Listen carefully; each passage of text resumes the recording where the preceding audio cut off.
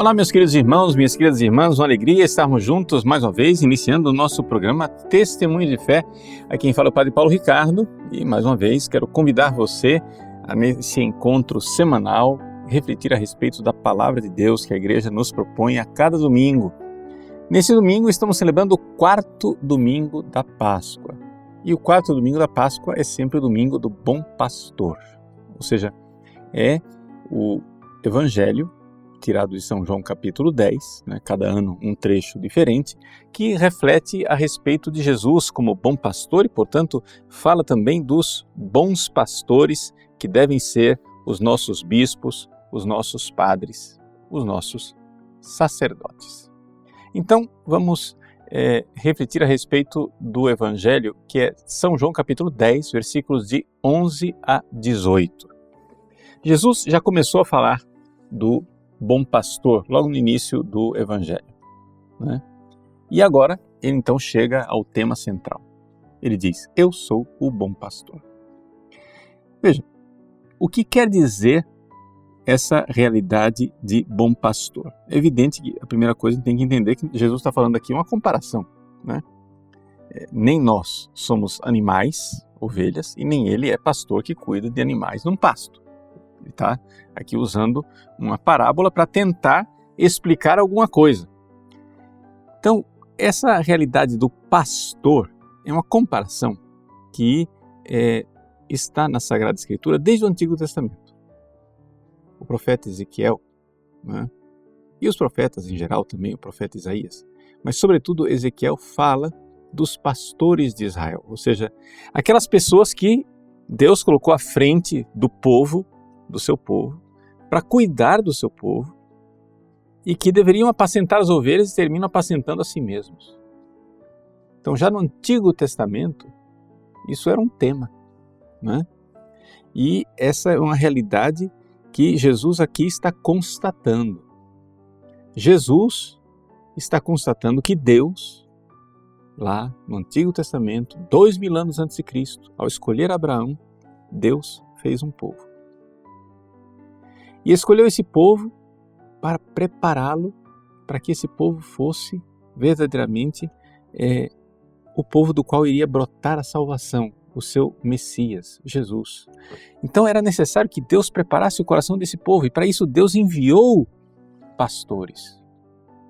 Deus deu a esse povo Moisés, que foi pastor do povo. Arrancou o povo lá da escravidão, do faraó, no Egito. Depois Deus foi e deu reis a esse povo. Saul, Davi, Salomão, etc. E depois Deus enviou não somente estes reis, mas também sacerdotes santos e bons, como foram também muitos dos profetas, foram sacerdotes. E esses profetas que indicavam para o povo qual era o caminho que eles deveriam seguir. E assim foi que Deus fez no Antigo Testamento. Deus foi enviando pastores para que o seu povo fosse cuidado. Mas o que aconteceu? Esses pastores foram infiéis. De tal forma que Jesus olha agora para o restinho do povo, aquelas pessoas, as poucas pessoas santas que havia na sua época, e Jesus olha para eles e diz, são como ovelhas sem pastor. E o Evangelho nos fala, os Evangelhos sinóticos sobretudo, nos falam da compaixão de Jesus. Ou seja, Jesus, com o seu coração humano, Deus que se fez homem, Jesus se sente verdadeiramente comovido, Jesus se sente assim abalado interiormente por ver que o povo é como ovelha sem pastor. E o que é isso, ovelha sem pastor? Vamos entender claramente. Em primeiro lugar, nós, seres humanos, estamos vivendo constantemente uma batalha, um ataque, que a gente pode comparar aqui com o lobo. O lobo que vem para estraçalhar a ovelha. Nós somos pequenos animais indefesos, como uma ovelha, que precisam ser cuidados, porque senão vem um animal bem mais digamos assim, cheio de habilidades do que nós, que é o lobo. O lobo tem garras, o lobo tem presas, tem dentes, o lobo tem toda uma artimanha, o lobo é sorrateiro, o lobo sabe atacar e pega as ovelhas facilmente. Pois bem, essa é a nossa situação. Nós, seres humanos, somos como pequenas ovelhas sendo atacadas pelo lobo. E quem é o lobo? Satanás. Né? Satanás e os seus demônios. Então, nós estamos aí como pequenos animais indefesos. Jesus olha para nós, sendo atacados constantemente.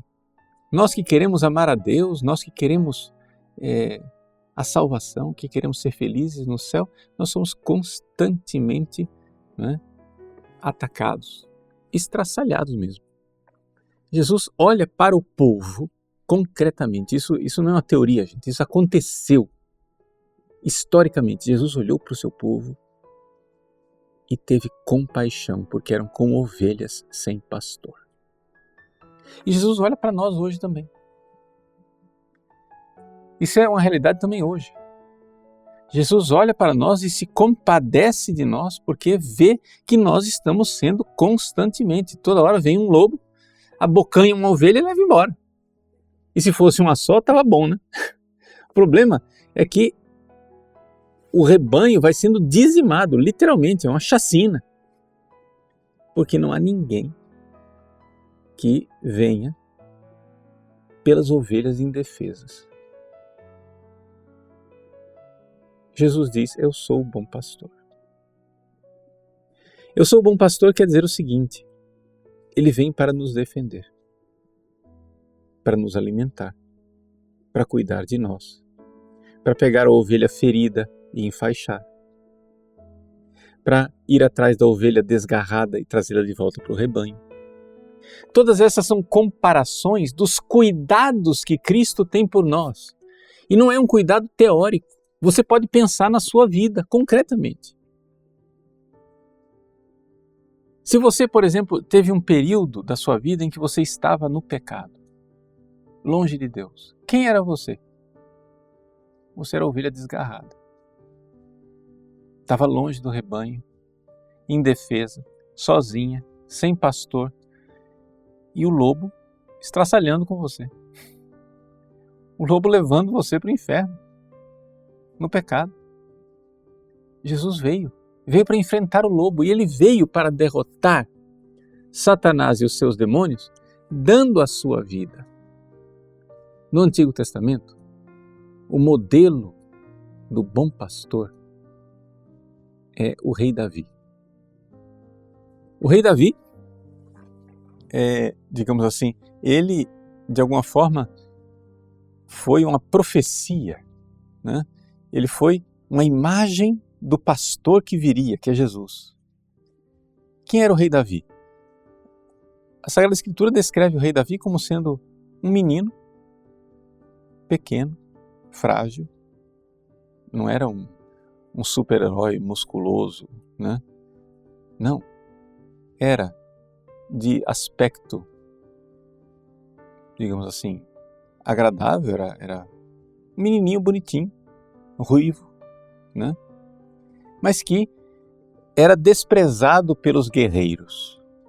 Saul olha para Davi e despreza ele. Os outros soldados começam a rir de Davi. E no entanto, Davi, frágil, é a figura do Cristo, ou seja, Deus que se faz pequenino, que se faz humilde e que vem para enfrentar o grande Golias, vem para enfrentar Satanás e os seus demônios e faz isso através da sua humildade e da sua confiança em Deus. É assim que Davi diz para Saul, o rei soberbo: olha, quando eu cuidava dos rebanhos do meu pai, eu enfrentei o leão. Sim, com o meu cajado, com as minhas pedras e a minha funda, eu enfrentei o leão. Veja, Davi é a figura do bom pastor que põe em risco a sua vida. Veja, qualquer um de nós, diante de um leão que quer estraçalhar com o rebanho, que é que nós faríamos? A gente ia sair correndo, é evidente. Vale mais uma vida humana, a minha vida de pastor, do que a vida miserável de uma ovelha que é um animal irracional, que não tem alma imortal. Ou seja, imagina se eu vou colocar em risco a minha vida, eu, pastor, que é preciosa aos olhos de Deus, para salvar uma ovelha que amanhã pode virar um churrasco tranquilamente, né? A gente está lá cuidando da ovelha, mas vai fazer churrasco com ela. Então, aqui, nessa imagem, a gente vê claramente Deus com sua vida divina, Deus com a sua dignidade divina. Deus se fez pequenino, fez pequeno Davi e colocou a sua vida na cruz para nos salvar, para nos libertar dos ataques do inimigo, dos ataques de Satanás. Então, meus queridos, Jesus é verdadeiramente o bom pastor, de uma bondade assim que a gente não pode poupar palavras. A gente precisaria nós termos língua de anjo para cantarmos os louvores desse pastor. Porque os anjos ficam admirados, os próprios anjos ficam boquiabertos, perplexos de ver Deus infinito se fazer pequenino para salvar esta criatura pecadora, desprezível e sem valor que é o ser humano. E ao fazer isso, pelo sangue de Cristo derramado na cruz, nós adquirimos um grande valor. Nós nos tornamos preciosos, porque nós custamos o sangue do próprio Deus. O sangue de Deus que nos resgatou, o sangue de Deus que veio nos salvar. Então, esse é o grande mistério do bom pastor.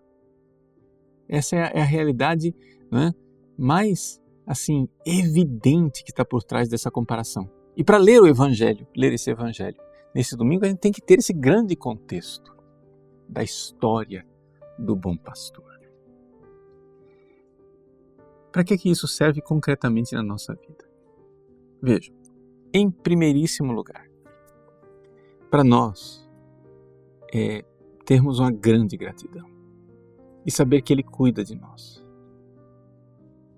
Nós estamos sendo cuidados. Como eu disse, quando éramos ovelhas tresmalhadas, ovelhas perdidas, errantes, longe do rebanho, Ele foi nos buscar. Deus desceu do alto céu e veio me buscar. Gente, leia a sua história e erga a Deus um hino de ação de graças. Ele veio me buscar. Ele veio à minha procura. Quando eu não procurava Deus, Deus me procurava. Não é fantástico isso? Não é admirável que Deus me procurava? Adão, onde estás? Adão, onde te escondeste? Atrás de que arbusto? Em que caminho de perdição, Adão, foste te perder? E Deus veio como amigo, veio buscar. Quando ninguém se lembrava de mim, Ele se lembrou. Quando ninguém realmente me amava e se importava comigo, Ele se importou. Ele veio. Ele veio atrás da ovelha perdida. E a encontrou. Gente, o fato de nós termos fé, de nós estarmos buscando Deus, nós vamos ter a eternidade para cantar essa misericórdia. Mas nós precisamos começar agora. E Ele nos colocou nos ombros, como ovelha querida. Como ovelhinha querida. Né? Uma das coisas que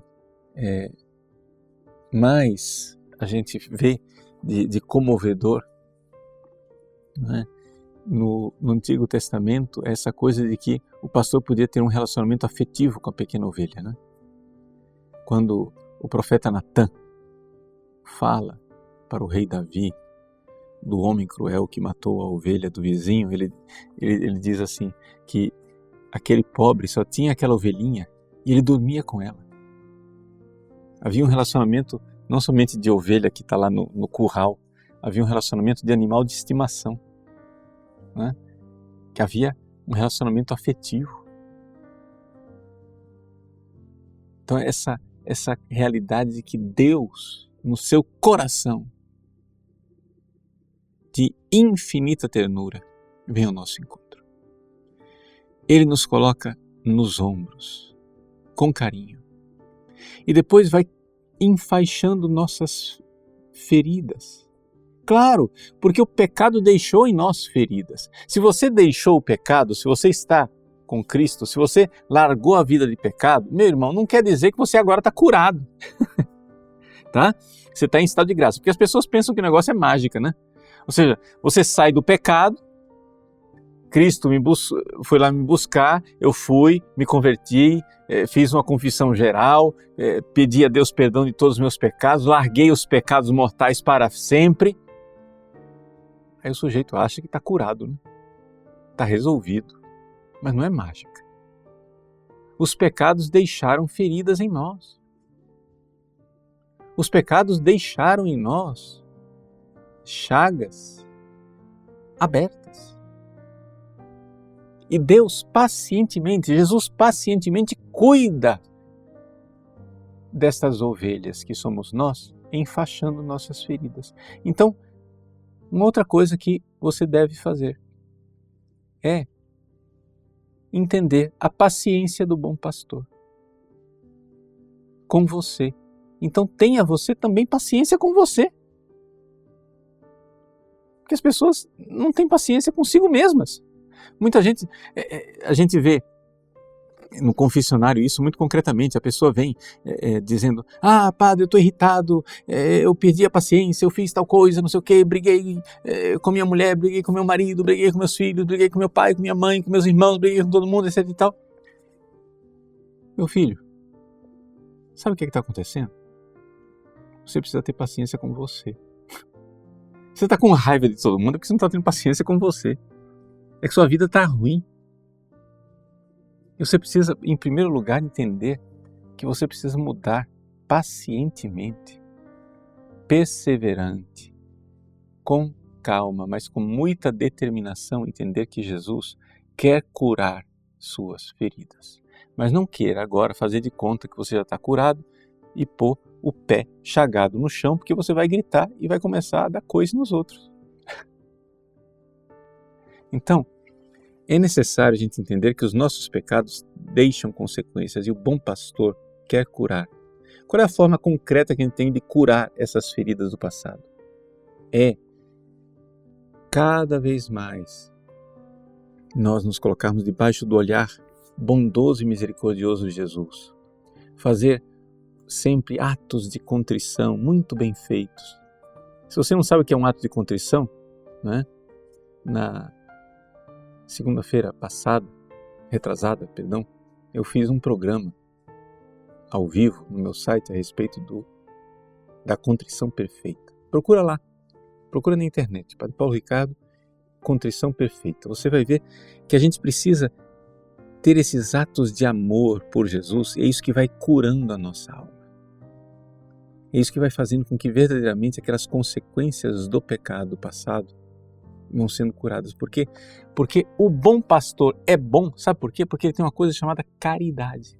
Ele tem amor para conosco. A marca do bom pastor é a caridade, é o amor divino. E você precisa ter, não é, esse amor de volta para com ele, para com Jesus. Então peça perdão das ofensas que você fez e vá curando esse egoísmo encardido que está dentro de você. O bom pastor também alimenta as suas ovelhas. E alimentar as ovelhas aqui é o alimento que ele nos dá, o pão vivo descido no céu. De duas formas, Jesus é pão para nós. Na vida de oração, o pão da palavra é uma refeição espiritual. A gente, de fato, sai alimentado. Mas nem todo mundo sabe rezar direito. Então, a boa forma de você aprender a rezar é outra Outro jeito que Jesus é o pão da Eucaristia. É você comungar bem.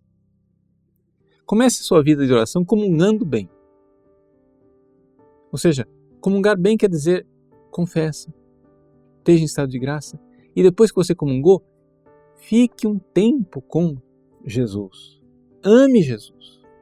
Ali está sendo alimento de amor para você, para que você ame de volta. Isso vai fazendo você crescer espiritualmente. Comungue direito. Não comungue às pressas. Não comungue distraidamente. Não comungue sem devoção. Comungue bem. É assim que a gente começa a vida de oração. Aí depois que você aprende a comungar bem, né, nas suas visitas ao sacrário, na sua oração em casa, você vai aprendendo a reproduzir isso também na sua oração privada. A amar Jesus do jeito que você estava amando lá na comunhão. E você vai aprendendo, e aprendendo aos poucos, e vai crescendo espiritualmente. E é assim que você, de fato, vai vivendo esse relacionamento com o bom pastor. De tal forma que acontece aquilo que Jesus diz, que as minhas ovelhas escutam a minha voz. É por isso que o Pai me ama, porque eu dou a minha vida para depois recebê-la novamente. Jesus diz assim, o Pai, Deus, ama Jesus porque Jesus dá a vida. E nós, ovelhas? Bom, Deus nos amará se nós também dermos a nossa vida de volta, com gratidão. E esse é o fruto final, né, de todo um processo em que Jesus nos ensina o caminho de sermos ovelhas. É que a gente termina sendo pastor também. Ou seja, você era ovelha perdida, depois ovelha ferida, depois ovelha alimentada. Aí um belo momento, você enxerga que o bom pastor deu a vida por você e você quer dar a vida por ele também. E você termina sendo pastor dos outros. Você termina buscando as ovelhas também. Você também termina enfaixando as feridas das ovelhas também. Você também termina alimentando as ovelhas. Você termina sendo pastor. Você diz, padre, mas eu não sou padre. Eu não sou sacerdote, eu não sou bispo. Não, mas acontece que, claro, nós temos os pastores ordenados. Mas você também tem o pastoreio, porque todos nós somos chamados a ser pai, todos nós somos chamados a ser mãe espiritual. Então nós também temos que cuidar dos outros. Também nós temos que dar a vida, como Jesus deu a vida. E aí, nós deixamos de ser mercenários e começamos a ser também bons pastores. O bom pastor dá a sua vida pelas ovelhas. Ou seja, o bom pastor ele não está apacentando a si mesmo, mas ele dá a vida. E aqui que está o caminho de nós imitarmos Jesus. Ele deu a vida por nós. Nós, por gratidão, queremos dar a vida por ele também, para o resgate de nossos irmãos e de nossas irmãs. Então, todo o discurso do bom pastor, que é todo ele cristocêntrico, baseado em Cristo, Cristo no centro, termina transbordando no pastoreio que todos nós, membros da igreja, devemos realizar. Nós somos membros de Cristo, bom pastor, e devemos agir também como bom pastor. Esse é o fruto maduro, esse é o fruto sazonado de uma ovelha que foi resgatada, enfaixada, alimentada, agora finalmente ela também começa a dar a vida para o resgate de muitos. Rezemos então neste domingo de forma especialíssima pelos nossos sagrados pastores, pelos nossos padres e bispos, para que eles sejam bons pastores e não mercenários, que apacentam a si mesmos. A gente precisa rezar muito pelos padres e bispos, porque quando o diabo quer pegar uma ovelha no rebanho, a primeira coisa que ele vai atrás do pastor. Né? O Evangelho de Jesus diz assim que o mercenário ele sai fugindo e dá uma falsa impressão de que o mercenário foge, ele escapa, salva a pele dele e a ovelha que se lasca. Mas na verdade, meus irmãos, o que acontece é o seguinte: a primeira vítima é o próprio mau pastor. Por quê? Porque o diabo pegou a ele primeiro.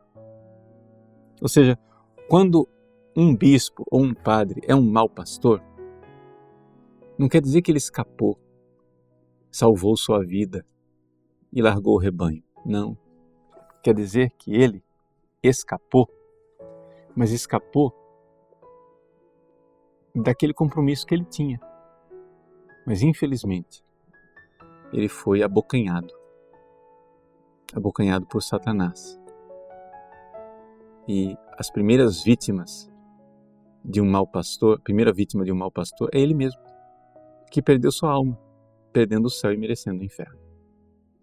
Então, rezemos a Deus pelos nossos sagrados pastores.